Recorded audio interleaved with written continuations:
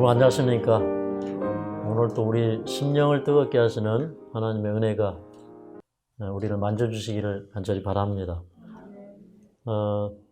저 이제 그 필리핀 국적을 가지셨지만 이제 한국에서 15년을 사셨는데 이게 또 난소암으로 우리 또 한 여사님께서 자녀들과 함께 오셨는데 우리 여사님에게 우리 하나님의 다함없는 은총이 함께 하시고 치유의 은혜가 함께 하시길 간절히 바랍니다. 우리 이 가족을 위해서 우리 격려의 박수 한번 크게 부탁합니다. 그리고 또 우리 옆 사람과 함께 사랑의 인사를 나누고 시작하겠습니다. 예수님께서 공생애를 시작하실 때 첫 번째 이적을 갈릴리 지방의 가나라고 하는 한 조그마한 마을의 가정에서 행하셨습니다. 이제 이 시대의 마지막에 선지 엘리야가 와서 이 세상 사람들에게 보내는 그 엘리야의 기별은 무엇이냐면 아비들의 마음을 자녀들에게로, 자녀들의 마음을 아비들에게로 돌이키게 하는 그런 기별입니다. 그러니까 이 마지막에는 이제 가정이 깨어지고 또 도덕적으로 무너지는 그런 사회이기 때문에 하나님께서 가정을 회복하시는 그런 특별한 그 기별들을 전하게 하실 것입니다.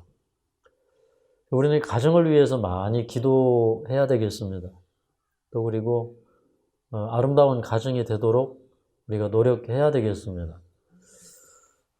저는 이제 이렇게 살아와 보니까 참 하나님께서 저희 아내와 또 저희 처갓집 또 저희 부모님들을 주신 것은 참 하나님의 큰 은혜라고 생각을 합니다. 그래서 어찌나 이 하나님께서 주신 축복이 귀한지 또 하나님께 감사하고 또 감사하게 되는데, 근데 사실은 예전에는 그 하나님께서 저에게 주신 그 축복을 제가 알아보지를 못했어요. 근데 예수님이 이 땅에 오실 때 예수님은 우리 가정의 행복에 참 많은 관심을 갖고 계셔요. 그래서 이제 처음 공생의 시작을 이제 한 가정에서 그 이적을 베푸심으로 시작을 하셨고, 또 그리고 이 마지막 시대에 또 하나님께서 주시는 말씀도 역시 가정 회복에 관한 말씀이에요. 그래서 오늘 이제 갈릴리 가나에서 그 베푸셨던 물을 포도주부로, 포도주라고 번역은 되었지만 사실은 포도즙이라고 봐야 됩니다. 그래서 이제 물을 포도즙으로 만든 이 사건을 통해서 이 사건이 우리에게 얼마나 깊은 영적인 의미를 전해주는지를 우리가 살펴보았으면 합니다. 참 예수님의 모든 말씀이 참 그렇게 꿀송이처럼 달고 은혜롭습니다. 그리고 그 말씀 하나하나가 우리에게 영생에 대한 보증이 되어주시고 또 힘과 능력이 되어주셔요. 그래서 저는 이제 여기 다 몸이 아파서 오신 분들이지만, 그러나 우리가 비록 연약하고 또 병든 가운데 있지만, 그러나 주님이 우리를 사랑하신다고 하는 그 느낌, 그 깨달음이 우리에게 살아나기 시작하면 우리는 이 세상에 어떤 것을 소유한 것보다도 마음의 부유함과 풍요함과 따뜻함을 누릴 수가 있습니다. 그래서 저는 이 말씀을 통해서 우리에게 주시는 다함없는 은혜가 우리에게 함께 하시기를 간절히 바랍니다. 이제 우리 환우분들 보면 속에 뭐 이렇게 커다란 암덩어리, 지금 18cm 암덩어리가 지금 몇 cm가 지금 됐는지 아주 궁금합니다. 그렇기도 하고, 어제 또 우리 나사모님이 또 어제 저한테 사진을 보여주는데, 아이고, 여기 보니까 가슴에 이렇게 구멍이 뻥 뚫려 있는 그런 또 가슴을 갖고 계신데, 제가 아침 내내 등산하면서 참 저 가슴을 가지고도 또 가정을 위해서 일을 해야 되고 또 저렇게 살아야 되는구나. 그러면서 참 한없이 딱한데 우리 하나님께서 은혜 주셔서 참 그런 가운데에서도 주님의 은혜를 구하는 자들에게 주님의 크신 축복이 있으시기를 간절히 기도하는 마음입니다.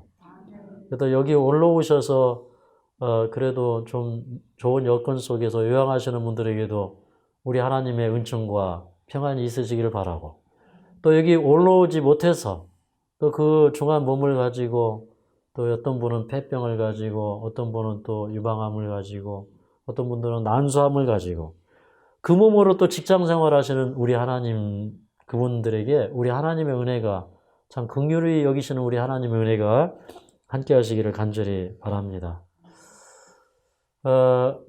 우리는 이제 이 세상에 이런 그 혼란한 속에서도 우리를 붙들어 주시고 은혜를 주시는 하나님의 말씀으로 나아가야 되고 그 말씀을 붙잡아야 됩니다. 그러면 그 말씀 가운데 살리는 힘이 있고 역사가 있습니다. 저는 이제 우리 환우분들이 어떤 때는 정말 이렇게 앉아있기도 힘들고 해서 못 나오기도 하지만, 그러나 제 마음 가운데는 항상 이런 마음이 있습니다. 그래도 여기 올라와서 누워서라도 예배드리면 하나님께서 이분에게 새 힘을 주실 텐데, 정말 그 하나님의 사랑이 우리 마음속에 깨달아지기 시작하면 기적 같은 일들이 일어나요. 맞습니까? 새 힘이 생겨요. 인생이 달라져요. 참 우리가 가면 갈수록 인생 살아간다는 게 너무 험하고 힘들고 너무 많은 그런 그 십자가가 있어요. 그런데도 불구하고 주님의 은혜가 우리에게 온다면 우리는 이 세상을 넉넉히 이길 수가 있습니다. 그런 그 넉넉히 이기게 하시는 말씀이 오늘 또 요한복음 2장에 있기 때문에 우리가 요한복음 2장을 살펴보도록 하겠습니다. 신약성경 144쪽입니다.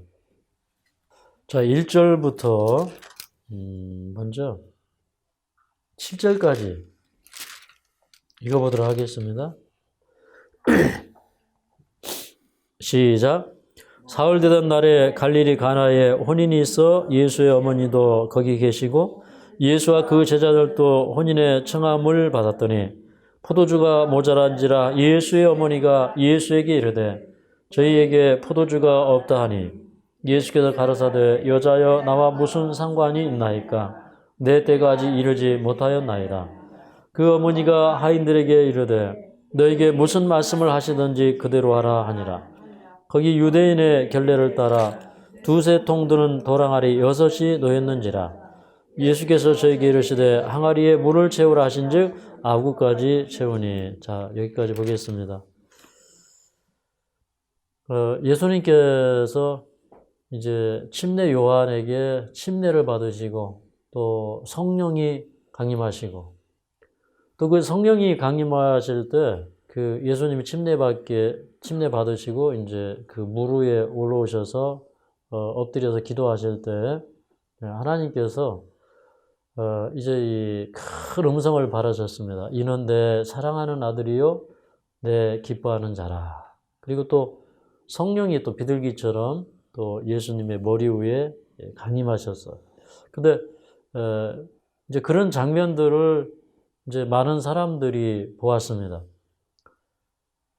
그리고 이제 예수님은 침례를 받으신 다음에 공생애를 위하여 이제 유대 광야로 물러나셔서 40일 동안 이 사단과 더불어서 큰 싸움을 싸우시고 이제 승리자로 그렇게 이제 돌아오셨어요. 근데 이제 우리 복음서에 보면은 이제 그 예수님의 그 아버지였던 그 요셉의 이야기는 거의 나오지 않습니다.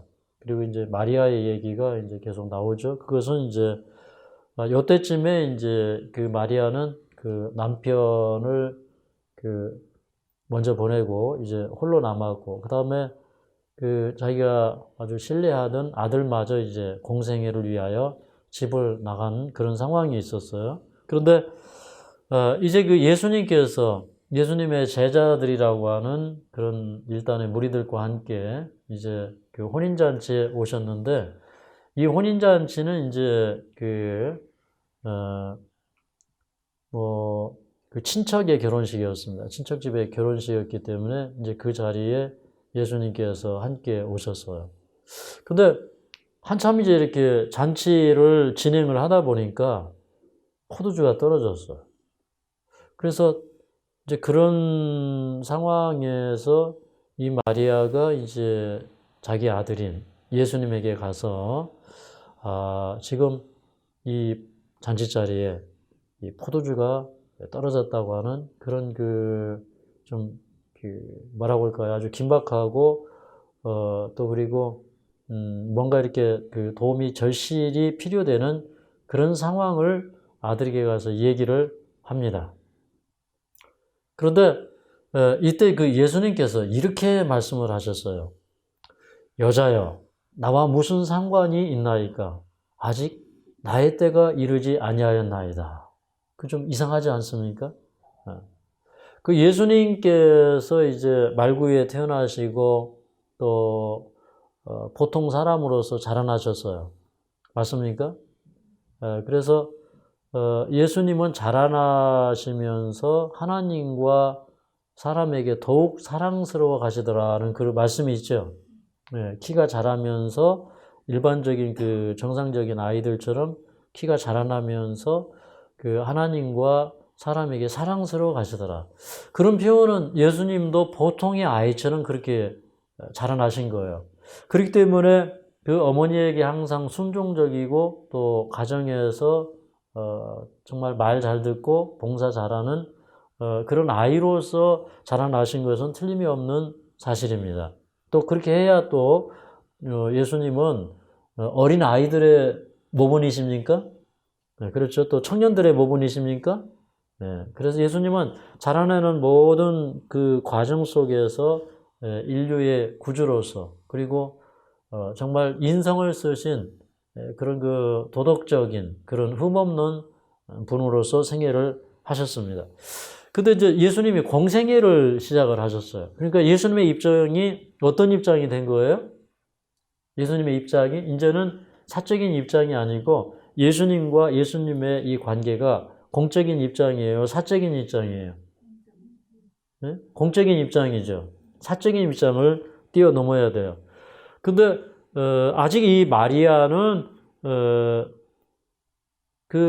자기가 예수님의 사업을 이렇게 지시할 수 있는 그런 권한이 있다고 생각하기가 쉽습니다.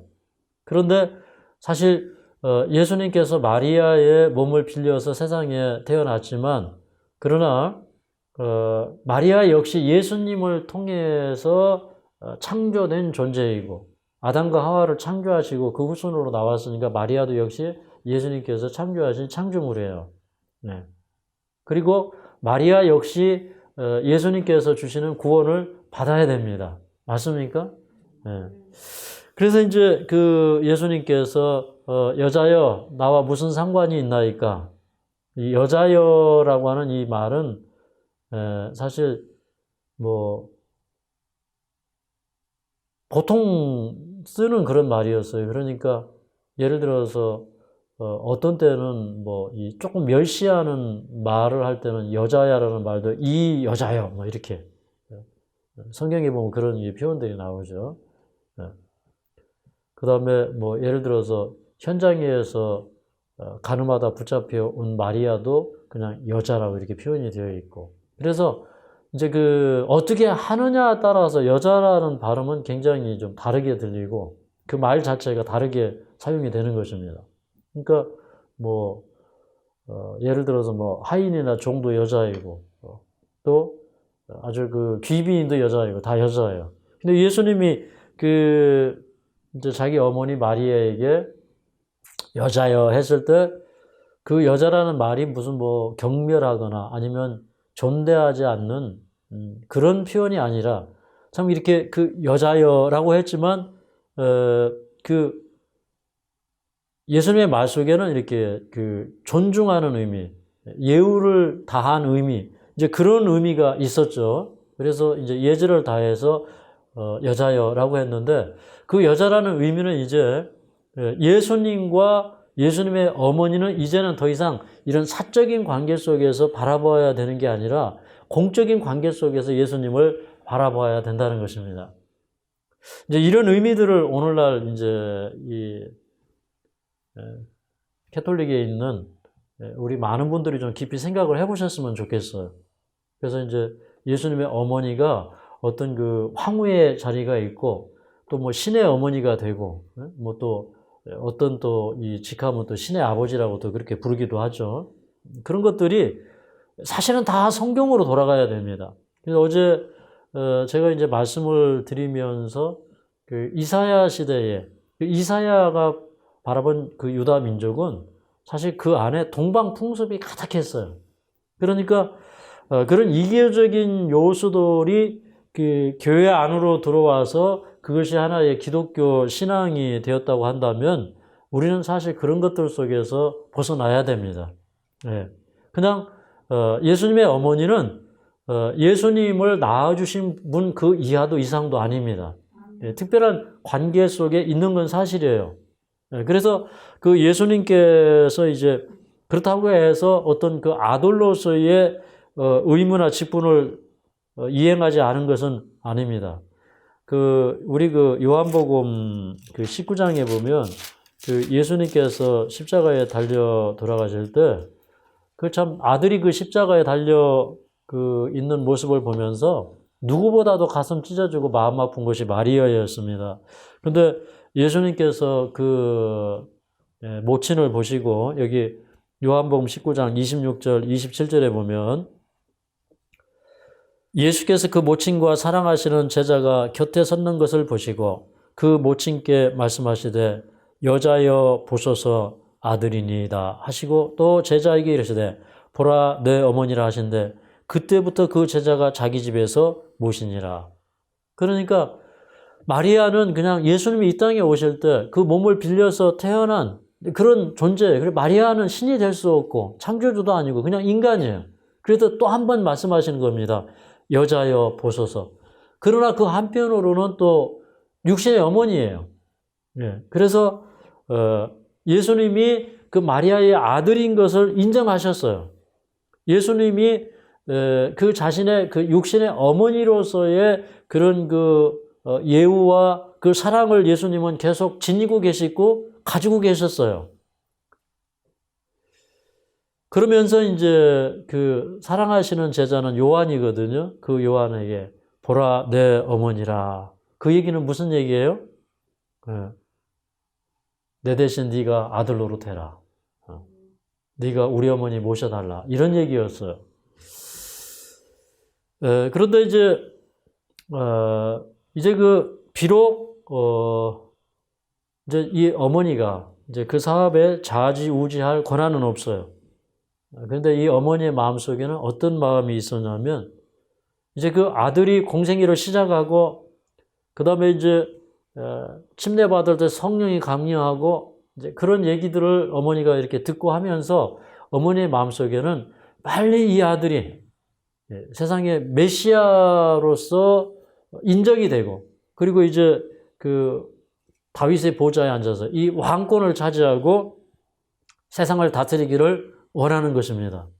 그러니까 이 마리아도 보통의 사람들처럼 자기 아들이 빨리 이 메시아로서 왕으로서의 그 위치를 차지하기를 바라는 그런 마음이 있어요. 근데 사실은 마리아가 바라본 그때는 사실 지금까지 이루어지지 않았어요. 예수님이 이제 이 세상에 왕으로 오시는 때는 초림이에요, 재림이에요? 재림입니다. 그죠? 그래서 예수님이 뭐라고 하셨냐면 내 때까지 이르지 못하였나이다. 그렇게 얘기했어요. 그러니까 예수님께서 영광 받으시고요. 그 다음에 하나님의 영광이 온 땅에 충만하고 그분이 이제 이 다윗의 보좌에 앉아서 온 우주 세계를 다 다스리는 이제 그런 때는 궁극적으로 이르지 않았어요. 뭐 그때도 이제 궁극적인 때이고 또 예수님께서 이제 예루살렘에 올라가실 때 나귀를 타시고 예루살렘에 입성하실 때 사람들은 그분이 유대인의 왕이라고 인정했어요. 이분이 이 세상의 보좌에 앉지는 않으셨지만 그러나 예수님이 왕으로 선포되었고 선언되었어요.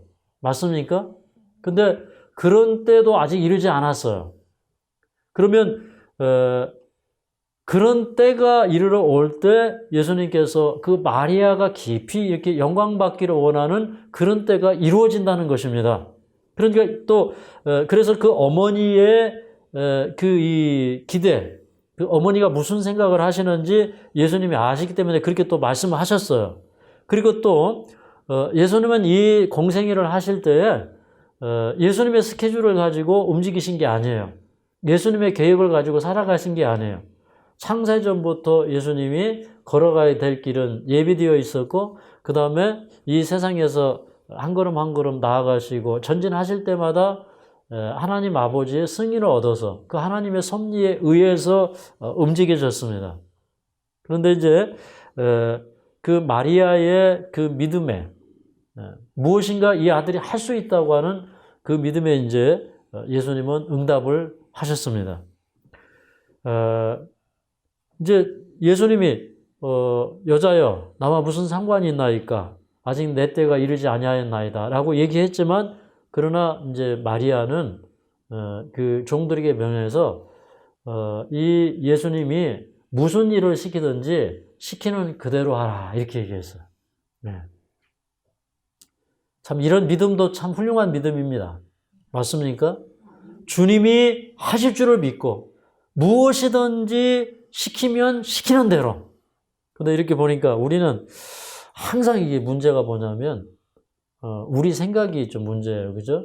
그래서 나만에게 저 요단강에 내려가서 7번 씻으라 그랬더니 처음에 이 나만이 자존심이 상해서 아니 뭐 씻을 강물이 없어서 내가 여기 왔나?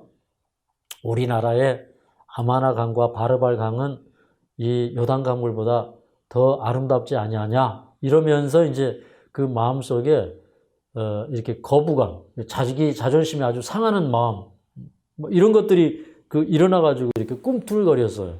근데 우리 마음속에도 다 그런 게 있어요. 그래서 하나님의 말씀이 올 때 하나님의 말씀 그대로 우리는 받아들이고 해석하지 않고 자꾸 내 생각을 보태서 재해석해요. 맞습니까?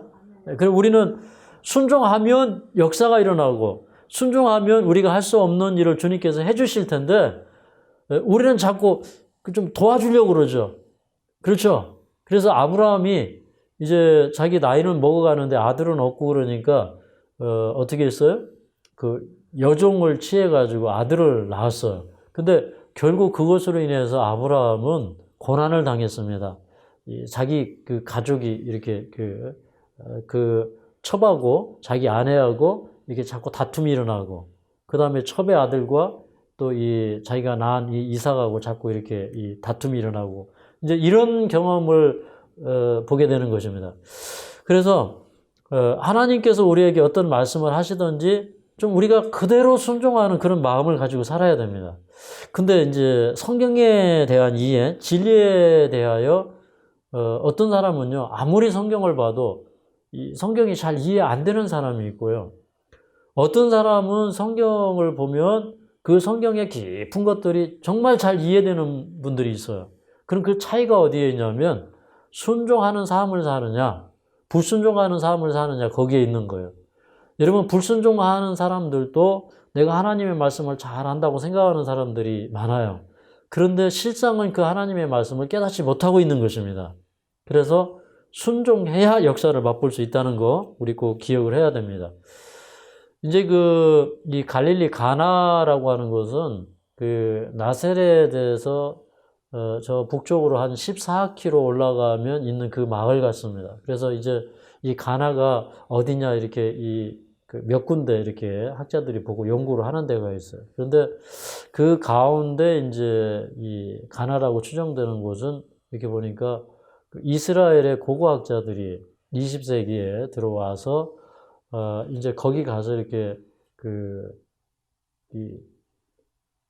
한 지역을 이렇게 발굴을 했는데 거기 보니까 이렇게 돌 항아리들이 있는 거예요. 그래서 돌 항아리 파편을 발견을 했어요. 그래서 이제 그때 당시에 이제 이 문화가 이렇게 돌이 있으면 돌을 가운데를 이렇게 파가지고 그걸 이제 물항아리로 쓴 거예요. 그러니까 아마 이거는 건강에도 참 좋은 물이 될 것 같아요. 그런데 이제 그 돌 항아리가 6개가 있었는데 거기에 이제 이 종들이 물을 다 갖다가 채웠어요. 예수님의 명령에 의해서 채운 것이죠. 여기 이제 다시 7절부터 11절까지 읽겠습니다. 7절부터 11절. 시작. 예수께서 저희에게 이르시되 항아리에 물을 채우라 하신즉 아구까지 채우니 이제는 떠서 연회장에게 갖다 주라 하시니 갖다 주었더니 연회장은 물로 된 포도주를 맛보고 어디서 났는지 알지 못하되 물떠온 하인들은 알더라. 연회장이 신랑을 불러 말하되 사람마다 먼저 좋은 포도주를 내고 취한 후에 낮은 것을 내거늘 그들은 지금까지 좋은 포도주를 두었도다 하니라.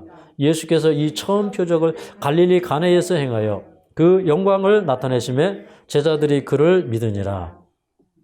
그런데 이제 이 제자들이 아니라 이제 그 예수님의 말을 들은 이 종들이 그 돌 항아리에 이렇게 물을 아구까지 가득 채웠어요. 그러니까 채운 만큼 그게 그 물이 포도주로 변할 거죠. 그러니까 우리는 어떻게 해야 될까요? 기왕이면 우리 그 하늘의 축복을 구할 때 크게 구하시기 바랍니다. 뭐 시편에 보면 입을 크게 열라 그리하면 채우시리라 그런 말씀이 있어요. 우리 허숙자 사모님이 지금 저 불교 대학을 달라고 기도를 하신대요. 그러니까 이렇게 큰 꿈을 꾸는 거는 좋은 겁니다. 그죠? 근데 어떤 때는요, 우리가 참 이 분수에 맞게 사는, 그죠? 우리 규모 있는 생애, 그건 참 덕이 되는 거예요. 그죠? 그렇지만 주님 안에서 바라다 보는 우리의 이상은 커야 돼요. 맞습니까? 우리 동네만 복음 전하는 게 아니라 사실은요, 이 복음이 어디까지 가야 되는 거예요? 전 세계. 네, 전 세계 땅끝까지 가야 되는 거예요. 그러니까 우리는 기왕이면은 우리 하나님은 능력이 있으신 분이잖아요. 맞습니까? 그래서 제가 이제 아버지가 참 가난하셨어요. 그래서 이제 한 번은 제가 아버지한테 이런 얘기를 해서 아버지 제가 이번에 그 신학대학원을 좀 가려고 합니다. 근데 좀 등록금이 얼마 필요할 것 같습니다. 이렇게 얘기했더니 아버지가 이런 얘기를 했어요. 야, 그 돈은 좀 무리다. 그 장학금 절반이라면 모르겠는데 그건 좀 무리다. 그런 얘기를 해요. 근데 이제 하나님께서 저에게 은혜를 주셔가지고 제가 이제 보니까 성적이 차석으로 나와서 이제 그 절반을 제가 면제를 받았어요. 그러니까 아버지가 꼼짝없이 이제 절반을 주셨죠. 근데 이제 제가 이제 늘 생각할 때, 야, 우리 아버지가 부자였으면 좋겠다 이런 생각을 했어요. 근데 나중에 이렇게 보니까 우리 아버지가 참 부자인 걸 알았어요. 그 아버지는 어떤 아버지예요? 하늘 아버지인 걸. 제가 이 공부할 때 저는 정말 이렇게 하루하루가 모험하면서 살았던 것 같아요. 그러니까 학교에 다니고 공부하고 하는 게 다 모험이에요. 근데 저는 하나님이 저와 함께 하신다고 하는 그런 감동 때문에 참 모험 많이 하면서 살았어요. 그래서 이제 특히 책 살 때 참 모험을 많이 한 것 같아요. 그래서 하루는 이제 저하고 같이 공부하는 전도사님이 저한테 이렇게 얘기해요. 아, 전도사님, 제가 이렇게 문서 전도를 하는데 제가 이 책을 좀 팔아야 되는데 전도사님 책을 좀 한 줄 팔아 주십시오. 그래서 무슨 책이냐고 물어봤더니 21세기 가정의학 백과라 그래요. 가만히 생각하니까 이 책이 있으면 앞으로 의료 선교하는 데 도움이 될 것 같아요. 그래서 그 책을 한 지를 달라고 한 지를 샀는데 그때 제 주머니 속에 10만 원짜리 수표 한 장이 있었는데 그게 저의 총 재산이에요. 전 재산이에요. 일주일 동안 밥도 먹어야 되고 또 이렇게 주말에 교회 갈 때 차비도 해야 되고 이런 겁니다. 그런데 제가 늘 믿음은 모험이에요. 이건 꼭 필요한 거니까 내가 믿음으로 가지면 내 것이 될까요? 네, 그렇게 되는 겁니다. 그래서 달라고. 그랬더니 이분이 이 책의 정가는 얼마인데 제가 11금을 내야 되니까 98,000원만 주십시오. 그래서 그럴 필요 없다고. 전사님도 2,000원 남겨야죠. 그래서 이제 그럴 필요 없다고 10만 원을 딱 주고 이제 책을 샀어요. 근데 당장 점심시간인데 배에서는 꼬르륵 소리가 나고 밥은 먹어야 되는데 어떻게 할 수가 없는 겁니다. 그래서 이제 그냥 이렇게 누가 이렇게 아는 사람이 밥 먹으러 가면 거기 이렇게 이렇게 이제 붙어가지고 가서 이제 한 그릇 얻어 먹으려고 이렇게 이제 하고 이렇게 있는데, 아이, 그날따라서 아는 사람이 안 지나가는 거예요. 그래서 이렇게 한참을 서성이고 있는데 바로 정면에서 학생체 직원이 전사님 하면서 불러요. 그래서 이제 갔어요. 갔더니, 아, 전사님, 지금 금방 식당에서 연락이 왔는데, 식당에 그 메뉴판이 이렇게 일주일에 한두 번씩 바뀌는데, 그 메뉴판을 써줄 알바생을 구하는데, 내가 가만히 생각하니까 전도사님이 생각이 나가지고 전도사님 얘기를 했는데, 그 학생은 가난한 학생이니까 대신 식권을 많이 주십시오. 그랬더니 그렇기로 했대요. 그래서 제가 갔어요. 갔더니 뭐 별것도 아니에요. 뭐 오늘 메뉴는 짜장면, 뭐 국 뭐 이런 거 쓰는 거예요. 그래서 이렇게 쫙 이렇게 이제 써드렸어요. 써드렸는데 진짜 식권을 한 주먹 주시는 거예요. 아, 그래서 그거에 점심만 먹었겠습니까? 저녁도 먹고 그 다음 날도 먹고, 예. 어떤 때는 또 친구들한테 또 한 장씩 나누어져 가지고 또 밥도 먹이고, 예. 그러면서 이제 참 여러 개월 동안 참 하나님의 축복을 아주 그냥 곱빼기로, 그냥 곱빼기도 그런 곱빼기가 없습니다. 그래서 제가 그냥 10만 원짜리 책 사가지고요, 그거 지금도 우리 집에 있습니다. 21세기 가정의학백과, 그게 유서 깊은 책이에요. 근데 제가 책을 살 때 항상 그런 모험을 해요. 그냥 이게 필요하냐, 필요하지 않냐, 저는 그걸 봐요. 내 주머니에 돈이 있느냐, 없느냐, 이걸 생각하지 않고, 내가 이게 지금 필요하냐, 필요하지 않으냐, 주님의 사업이 이게 도움이 되냐, 되지 않으냐, 그게 중요한 거예요. 맞습니까? 네. 근데 이제 우리가 그런 거예요. 아니, 뭐, 항아리까지, 아구까지 채워라. 그러면 어떻게 해야 될까요? 밥만 채워야 될까요? 어떻게 될까요? 아구까지 꽉 채우는 겁니다. 뭐 항아리가 더 있으면 더 채우면 되죠. 그죠? 항아리가 6개밖에 없으니까 6개를 채운 거예요.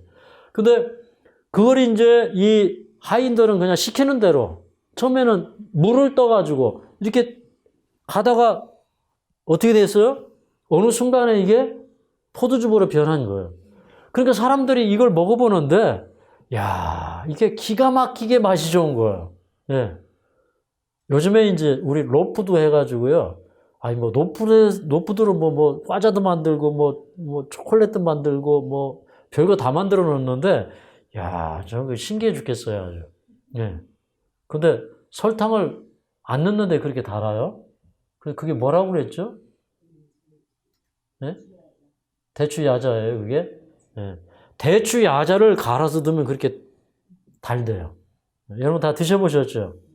참 신기해요. 근데, 이제, 그 사람들이 이제, 제가 이제 건강식으로 만들어 놓은 그 노푸드 요리를 먹는데도 참 신기해요. 근데 그 하나님의 능력으로 만들어진 그 포도즙이 얼마나 맛있었겠어요. 네, 맞습니까? 근데 이게 이런 거예요, 여러분. 우리가요, 예수님을 우리 마음속에 모시잖아요. 그러면 이렇게 물이 변하여 포도주가 되는 순간에 우리 인생은 아주 신바람 나는 거예요. 네. 이제 물은 이제 뭐 이렇게 침례를 상징하고 포도주는 이제 예수님의 피를 상징해요.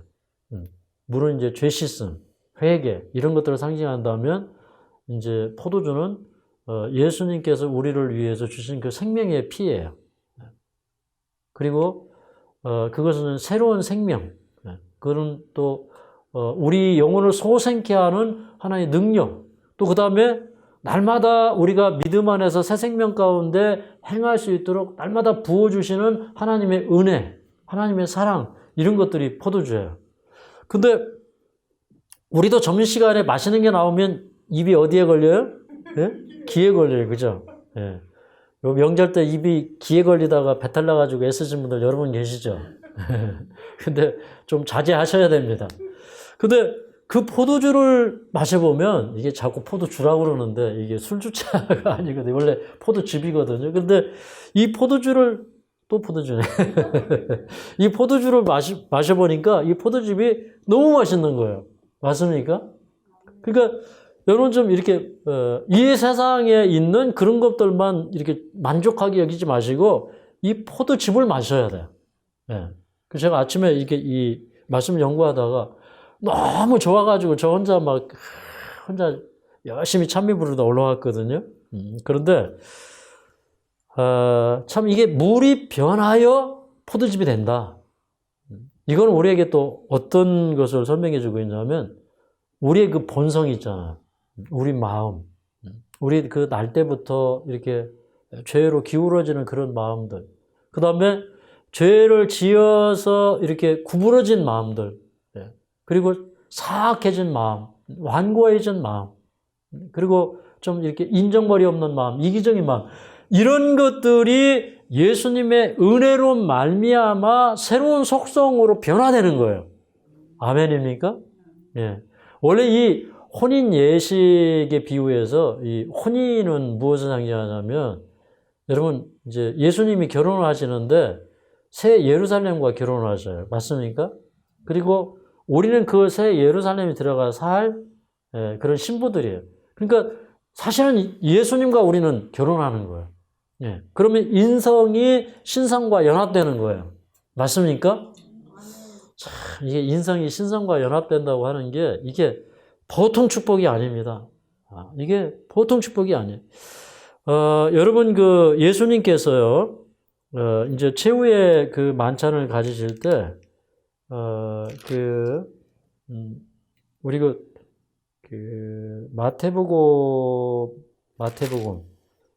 마태복음 한 26장쯤 가볼까요?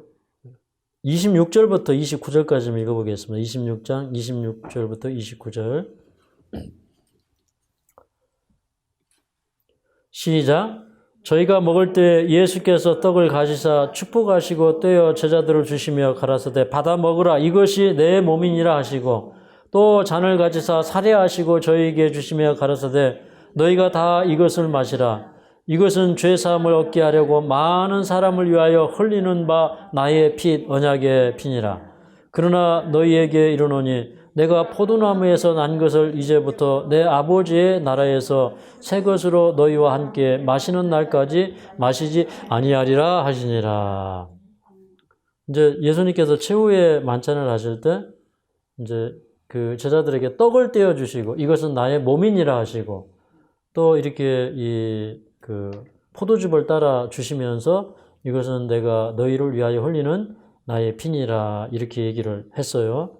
또 이제 고린도전서 11장이나 이런 부분에 보면 이 성만찬을 행하여 그 기념하라 그렇게 이제 말씀을 하셨어요. 우리가 이제 그래서 이렇게 떡을 떼고 또 포도주를 나누어서 마시는 이런 성만찬 예식을 하는 겁니다. 이게 아주 기념비적인 의미가 있어요. 근데 저는 이제 이 말씀을 읽으면서 사실은 이 말씀에 굉장히 큰 은혜를 받았어요. 예수님이 하신 말씀이 뭐라고 했냐면 내가 이제부터는 내 아버지의 나라에서 너희와 함께 새 것으로 마시는 그 날까지 내가 이 포도나무에서 난 것을 먹지 아니하겠다 이렇게 얘기했어요. 네. 그러니까 이건 굉장히 중요한 의미가 되는 거예요. 네. 저는 이제 이 말씀을 읽을 때 제가 이 머릿속에 이렇게 번뜩 깨달아진 게 있었어요. 여러분 우리 민수기 6장 20절로 가보겠습니다. 민수기 6장 20절. 민수기 6장 20절. 민수기 6장 20절.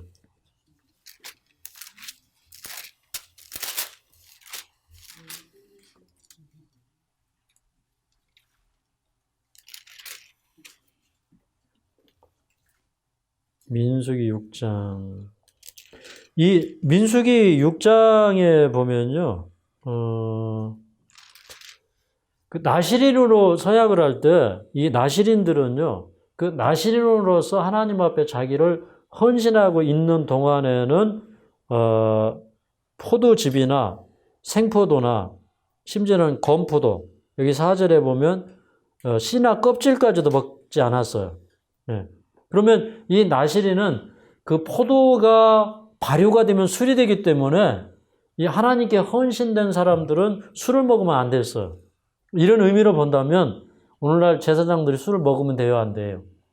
안 되는 거죠. 그죠? 그러면은 일반 성도들은 먹어도 됩니까? 안 되죠. 그죠? 하나님 앞에 헌신된 사람들은 먹지 않아요. 근데 여기 20절에 보면, 이 나시린이 이제 서약이 맞춰지고, 그 다음에 그런 그 예식을 행하고 난 다음에 20절 끝에 보면 그 후에는 나시린이 포도주를 마실 수 있느니라 이렇게 얘기했어요.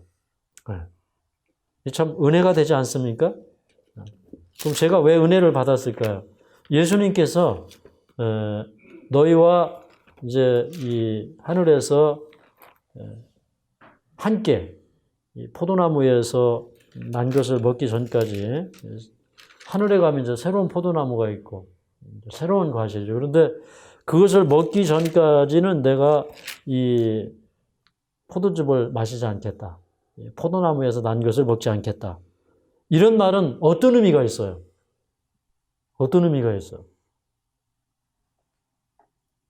좀 생각해 보시기 바랍니다. 이게 어떤 의미가 있을까? 안 와닿습니까? 네. 그래서 깨달은 게 있어요. 이야, 이거는 대단한 이야기다.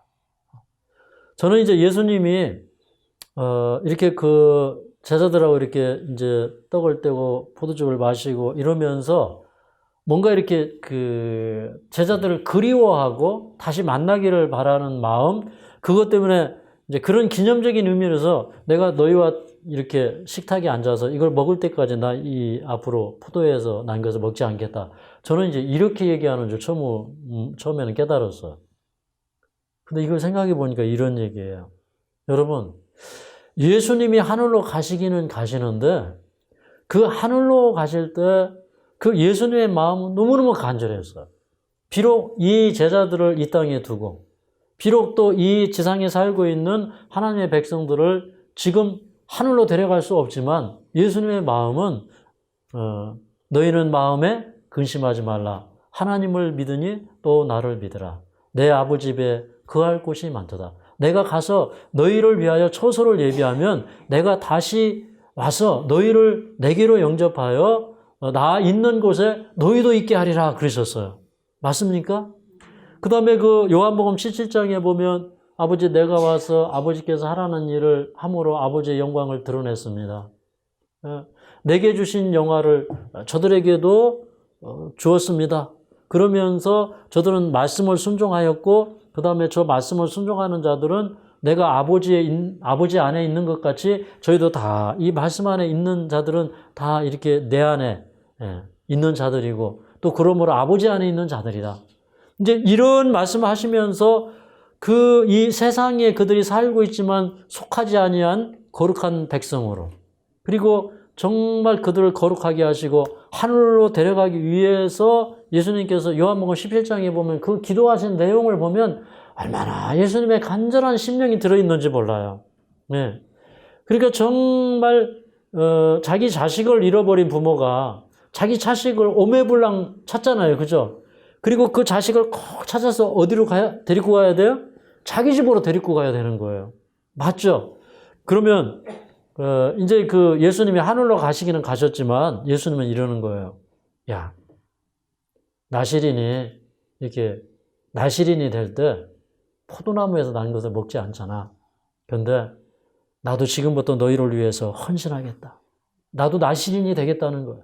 그러니까 예수님이 우리를 구원하고 우리와 함께 그 주의 만찬에서 먹을 때까지 예수님은 그 포도나무에서 난 것을 먹지 않는다는 건 뭐냐면 우리를 위해서 중보하고 우리를 구원하는데 올인하게 했다는 얘기예요. 아멘. 맞아요? 아멘. 나시린이 어디에 올인하는 거예요? 어디에?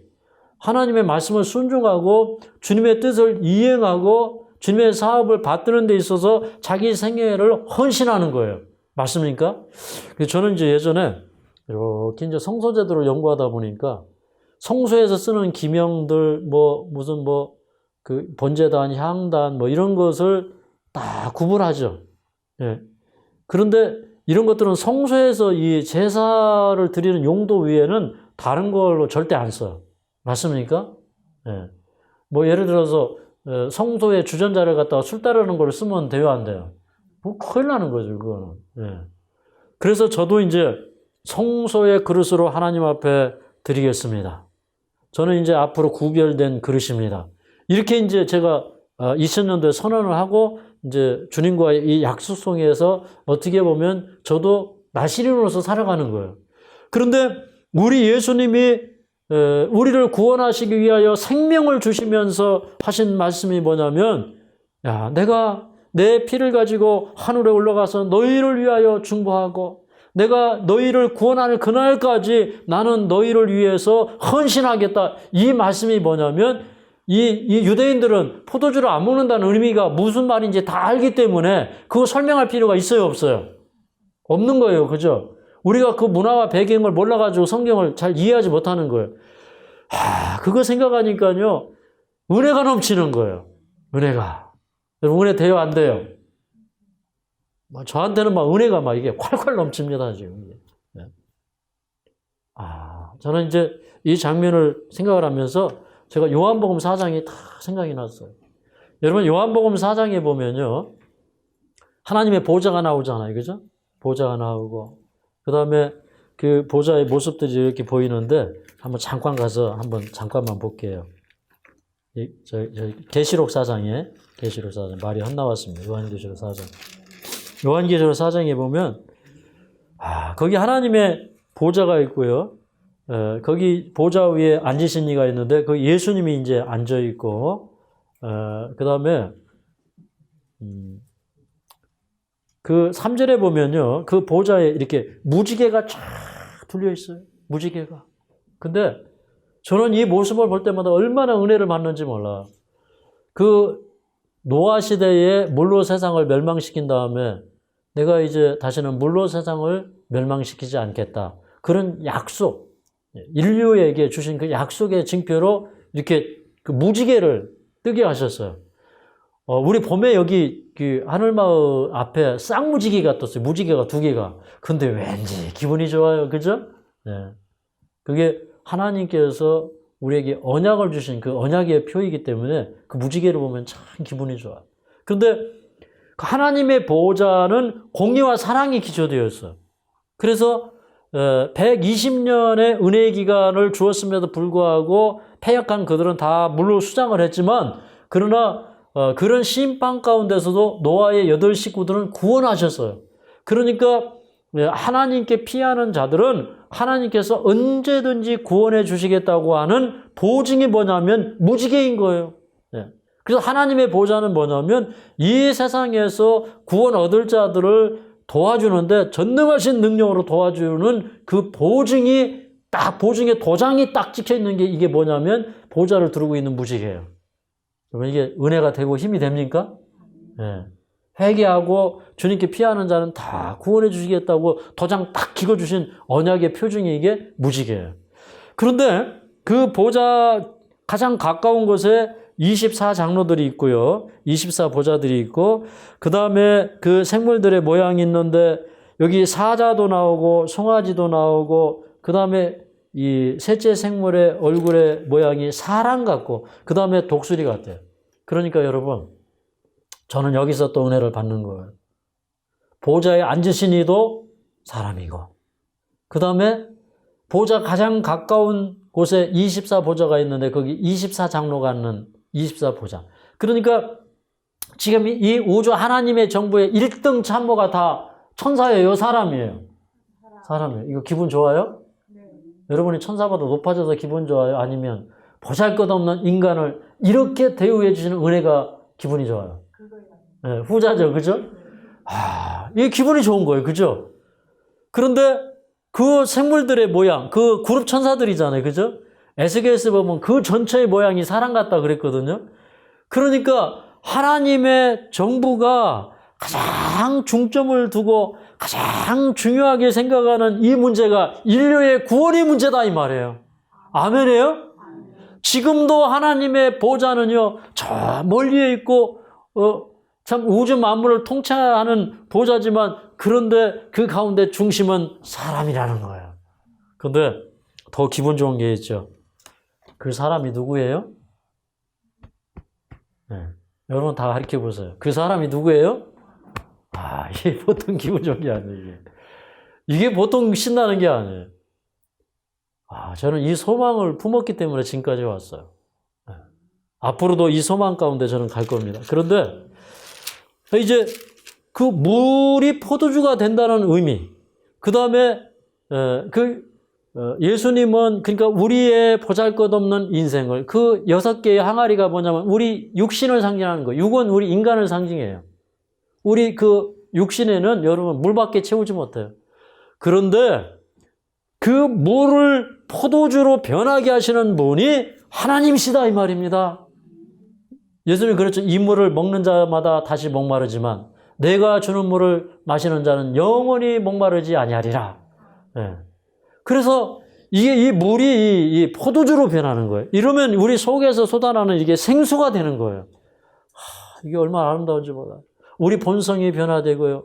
우리가 죄의 사함을 받을 뿐만 아니라 우리가 결국에는 죄의 도말도 받고 죄의 모든 흔적이 다 일소되고 다 사라져 버릴 거예요. 네. 이 세상의 죄의 흔적과 기억조차도 다 없어질 거예요. 그게 물이 변하여 포도주가 되는 사건입니다. 네.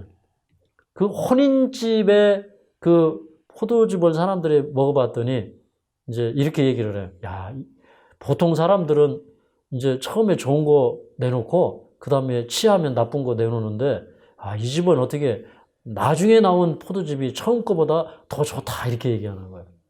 여러분, 우리의 나중 인생이 더 좋은 거예요. 왜 그러냐면 예전에 예수님 몰랐을 때 인생은 그거 다 별 볼 일 없어요. 그런데 우리가 지금까지 맛보지 못했던 그 은혜의 포도즙을 우리는 마시면서 살게 된 거예요. 그러니 참 은혜가 됩니까? 저는 너무너무 은혜가 돼요. 저는 이제 이 아침에 이렇게 은혜가 오는데 제가 좀 오늘 무슨 찬미로 하나님께 은혜를 드려야 되나 생각하다가 저는 이렇게 새삼을 주시는 우리 하나님의 은혜가 감사합니다. 그래서 제가 주 하나님 독생자에서 이 찬미를 좀 해보려고 그래요. 네. 주 하나님 독생자 예수 이 세상에 보내셨네. 죄인 위에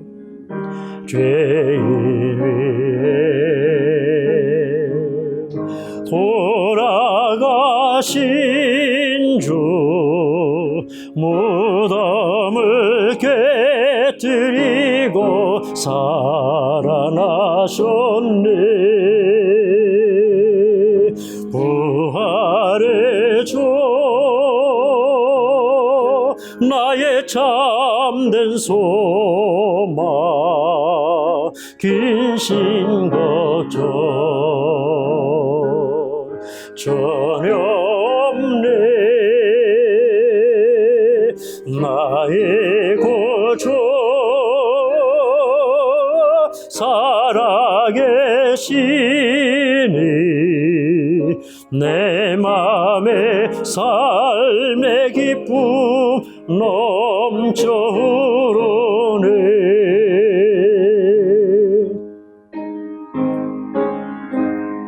귀환하게 탄생함으로 우리에게 기쁨 되나 그보다 더 큰 기쁨이 있네. 그 아기 살아계셔 구주 되신 것.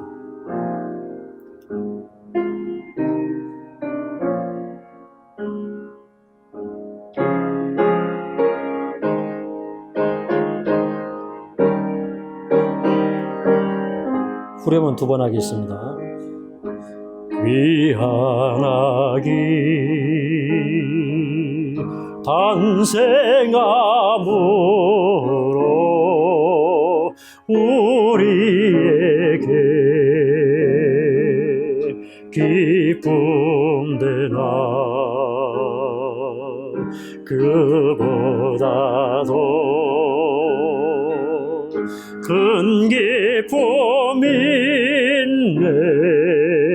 귀하기 살아계셔 구주 되신 것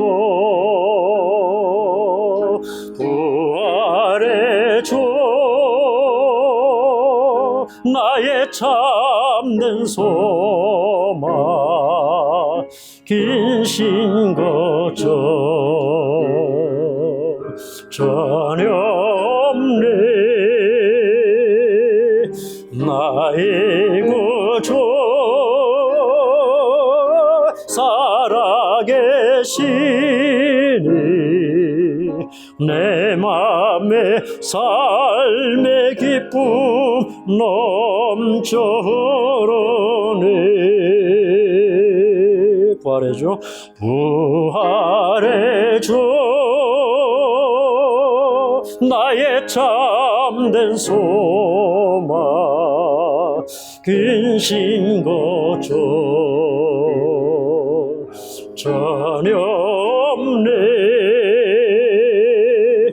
나의 구주 살아계시니 내 맘에 삶의 기쁨 넘쳐 흐르네 아멘. 이제 그 예수님께서 이제 이렇게 물을 포도주로 바꾸시는 이적을 행함으로써 이 제자들이 큰 힘을 얻게 되었어요. 야, 우리 예수님 대단하신 분이구나. 이렇게 물을 포도즙으로. 근데 아주 세상에서 먹어본 중에 가장 좋은 포도즙을 그들이 먹으면서 야, 우리가 예수님 따라다녀도 걱정 안 해도 되겠다. 예수님을 이제 많은 유대인들이 바리새인들이 미워하고 핍박하고 하지만 근데 우리 걱정할 것 없다. 이래서 이제 이 제자들이 큰 힘을 얻고 예수님을 따라가게 되었거든요. 그런데 이런 그 제자들이 얻었던 그 용기가 우리에게 임하기를 간절히 바랍니다. 참 우리를 위해서 하늘에 가셔서도 온전히 자신을 헌신하셔서 우리를 위해서 중보하시고 그의 피를 가지고 아버지 나의 피를 보시고 이 죄인을 용서하시고 구원해 주십시오. 아직도 이 죄인은 회개할 기회가 남아있으니 하나님 한 번만 더 참아주십시오 하면서 계속해서 우리를 기다리시고 중보하시는 그 하나님의 은혜를 생각하면서 우리도 오늘 이 포도즙 마시고 힘과 용기를 내시기 바랍니다. 우리 기도하시고 마치겠습니다. 자비하신 우리 아버지 감사합니다. 오늘 또 하나님의 말씀 속에서 우리에게 새 힘을 주시니 감사합니다. 우리의 가정에 행복을 주시기를 원하시는 하나님, 우리의 인생에 참으로 무익하고 참 목마른 이런 물과 같은 그런 특성을 포도즙으로 변케 하시는 그 은혜를 인하여 감사드립니다. 우리가 날마다 주님과 더불어 기뻐하게 하여 주시옵소서. 참으로 우시야 왕이 여호와를 구하는 날 동안에는 하나님이 모든 일을 형통하게 하셨던 것처럼 우리가 주님을 구할 때 우리의 살아가는 모든 날들이 형통할 줄로 압니다. 주님 안에서 새생에 살게 하여 주시옵소서. 우리 육신의 독에 물이 아니고 포도즙이 가득한 생애가 되게 하여 주시옵소서. 우리 가정에 깊은 관심을 갖고 계신 우리 예수님, 우리 가정을 행복하게 하고자 하시고 우리 가정에게 평안한 길을 주시기를 원하시는 그 하나님을 우리가 신뢰합니다. 그리고 이제 하늘에 가셔서도 스스로 나신인이 되셔서 우리 인성을 입으시고 인간을 위하여 중보하시고 인간의 모든 경험 속에서 우리에게 이길 힘을 주시는 우리의 대제사장이 되셔서 우리가 때를 따라 돕는 은혜를 얻기 위하여 그 보좌 앞에 담대히 나아갈 때마다 이길 힘을 주시고 구원해 주시는 우리 하나님, 오늘 우리를 죄에서 구원하여 주시옵소서. 우리를 모든 질병과 암병에서 구원하여 주시옵소서. 예수님의 이름으로 간절히 기도하옵나이다.